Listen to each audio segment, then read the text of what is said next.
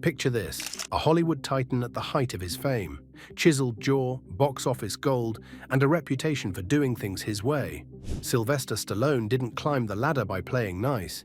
He built the ladder and then kicked it over. And if there's one thing he hated more than a bad script, it was a director telling him what to do. Through decades of blockbusters and bombs, Stallone had his fair share of creative battles. But some went beyond artistic differences. These 6 directors didn't just frustrate him. They challenged his control, disrespected his vision, or flat out tried to take the reins. Let's dive into 6 directors Sly clashed with so hard, he never wanted to work with them again. It started as the perfect match. John G. Avildsen, the Oscar-winning director of Rocky, helped turn Stallone into a household name. He brought heart to the underdog story. Stallone brought rawness and grit. Together they won Best Picture. But the story didn't end with a statue. It ended with bitterness. By the time Rocky V came around, things had changed. Stallone was no longer the underdog. He was the boss. He had directed Rocky II, III, and IV himself. He had creative control. So when producers brought back Avildsen to recapture the heart of the original, Stallone bristled. According to crew members, the two constantly butted heads. Avildsen wanted subtle emotion. Stallone wanted power and grit. Scenes were rewritten, dialogues were reshot, and tensions ran so high that at one point, Stallone reportedly threatened to walk off the project altogether. Stallone later called Rocky V a mistake, and while he didn't name Avildsen directly, it was no secret that their creative visions clashed hard. Worse, Avildsen went on to publicly criticize Rocky IV, which Stallone had directed. He said it lacked soul and turned Rocky into a robot. That was the final punch. Sly never worked with him again. And even when Avildsen passed in 2017, Stallone's tribute was noticeably brief. A quiet nod, nothing more. Because in Stallone's world, trust is earned. And once it's broken, it's gone. But if you thought butting heads with an old friend was bad, wait till you hear about the Finnish director who nearly froze the entire cliffhanger shoot with his ego. After Rocky and Rambo, Stallone was ready to conquer a new frontier.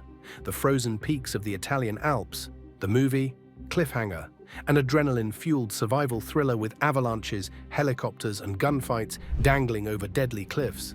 And at the helm, Finnish director Renny Harlin, fresh off Die Hard 2. What could possibly go wrong? Plenty. From the start, Stallone and Harlin had wildly different visions. Sly wanted grit, realism, and grounded action. Harlin wanted glossy set pieces, over-the-top stunts, and explosions every 10 minutes. Stallone, who co-wrote the script, felt Harlin was styling over substance. Behind the scenes, tensions were sky-high, literally and figuratively. Stallone complained about Harlin's obsession with reshoots.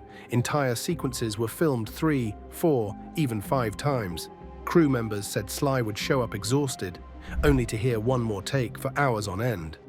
The real breaking point, creative control. Stallone wanted a say in the edit. Harlin shut him out of the post-production process entirely. Stallone later admitted he felt sidelined, like a puppet in his own blockbuster. He even pushed for several scenes to be cut due to their cartoonish tone. Harlin refused. To make things worse, Stallone was dealing with vertigo and real-life fear of heights during shooting. Instead of support, Harlin reportedly mocked his hesitation, demanding more dangerous shots and dismissing Sly's concerns as drama. The movie was a hit, sure, but the experience, a disaster. Stallone never worked with Harlin again, and to this day, Cliffhanger is one of the few Stallone films where he had almost no final say. He once joked in an interview, "Next time I hang off a mountain, I'll make sure I'm the one holding the camera." But if you thought being pushed aside in a blockbuster stung, just wait till you hear what happened when Stallone teamed up with a rookie director and quickly realized he was in over his head. When you hear Demolition Man, you probably think of seashell jokes, frozen prisoners, and the wildest version of the future ever filmed. And yeah, it's a cult classic today. But behind the scenes, it was anything but fun for Sylvester Stallone. Stallone had just come off a streak of serious action roles. He was ready to take a risk, something bold, futuristic, and a little funny. Enter Marco Brambilla, a first-time film director. Stylish, European, full of ideas, too many ideas. From day one, Stallone realized this guy might be out of his depth. Brambilla came from an art and commercial background, no real film experience. And here he was, directing Stallone, Sandra Bullock, and Wesley Snipes in a big-budget sci-fi action movie. According to crew insiders, Sly grew frustrated fast. Brambilla was indecisive, constantly changing direction. He didn't speak the action movie language Stallone had mastered over decades. There were delays, rewrites, tension. At one point, Stallone reportedly stepped in to help block the action sequences himself because Brambilla couldn't communicate what he wanted. Worse, Wesley Snipes was off the rails, improvising, breaking takes.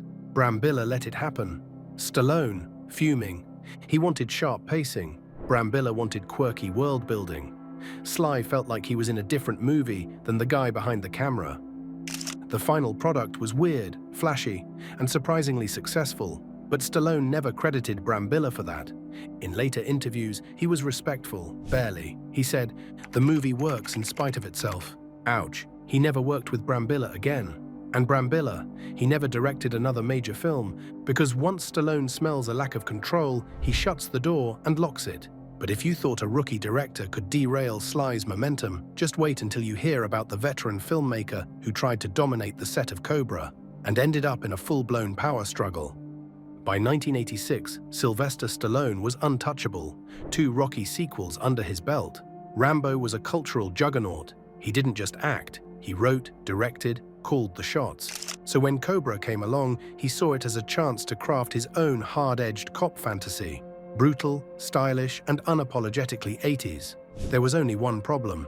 Someone else was in the director's chair, George P. Cosmatos.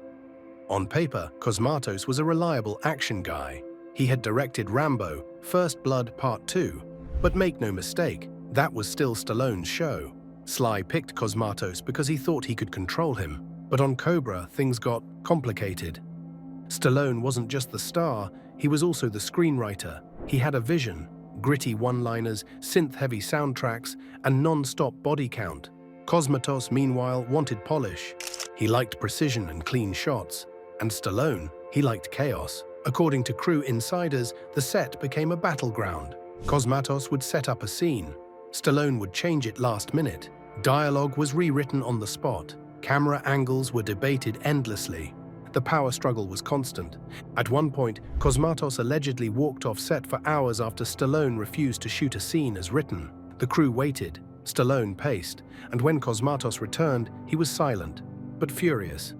It wasn't just creative tension, it was alpha versus alpha.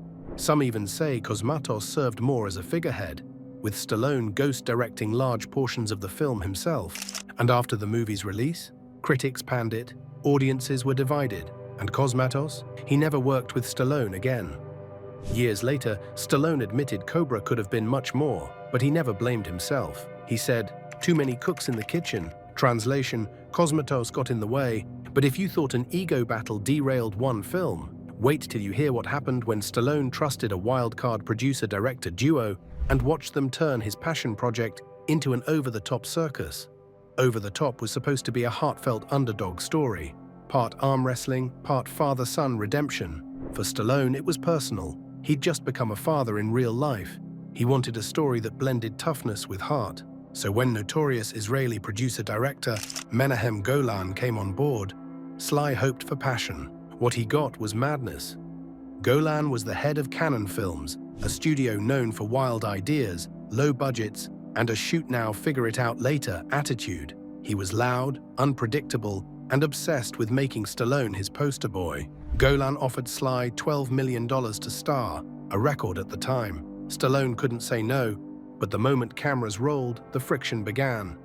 Golan wanted a big film, big music, big drama, big action, even in an arm wrestling movie. He flooded the script with cliches, cheesy one-liners, and bizarre emotional swings. Stallone fought back. He rewrote scenes. He toned down the drama. He begged Golan to focus on the heart, not just the spectacle. Golan didn't listen. The final cut was a mess. Scenes were chopped. Music choices were cringe. Montages were overused, even for an 80s movie. Stallone was devastated. He later said, "I felt I had a good movie in there, somewhere, but it got buried." Worse, the film flopped. Critics mocked it. And Stallone's box office power took a hit. Behind closed doors, Sly reportedly swore he'd never work with Cannon or Golan again. and he never did. Over the Top became a cautionary tale. Don't take the biggest check if it comes with the loudest voice in your ear. But if you thought Wild producers were a nightmare, wait until you hear how Stallone clashed with a legendary director before the camera even started rolling.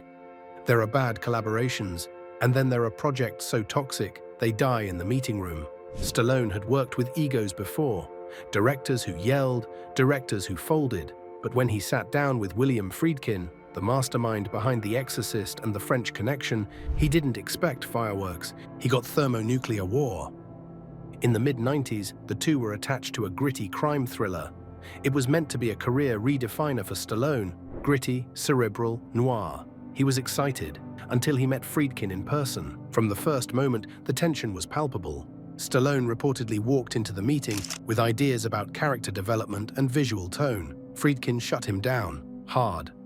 Friedkin didn't want suggestions. He didn't want collaboration. He wanted control.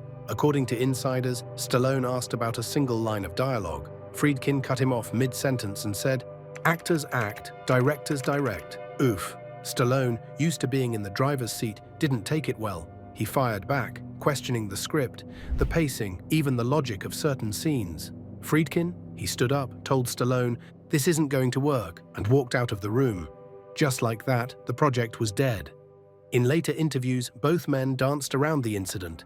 Friedkin called Stallone a fine action star, not an actor. Stallone said Friedkin wasn't interested in hearing other voices. They never worked together. They never spoke again. To this day, Stallone counts it as one of the most hostile meetings of his entire career. And if you know Stallone, you know it takes a lot to scare him off a script. But in this case, it wasn't fear. It was pride, control, legacy. Because Stallone never enters a war he can't win, and this one was lost before the first shot was fired. He's taken hits, he's thrown punches, but behind every legendary Stallone performance is a director who either earned his respect or learned the hard way what happens when they didn't. Some called him difficult, others said he just wouldn't listen.